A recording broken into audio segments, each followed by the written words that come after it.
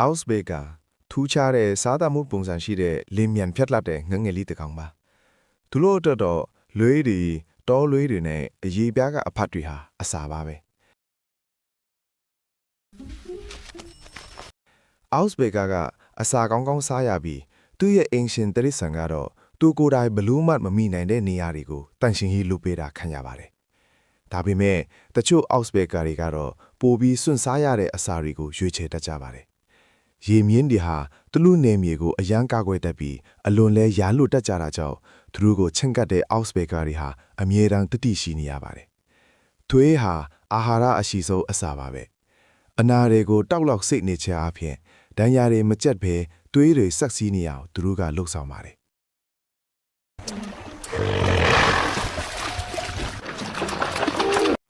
သူတို့ရရှိတဲ့ဆူလာဘကတော့ဘယ်လိုအခြေအနေမျိုးမှမဆိုမကုံဆုံးနိုင်တဲ့အစာအထောက်ပံ့ပါပဲ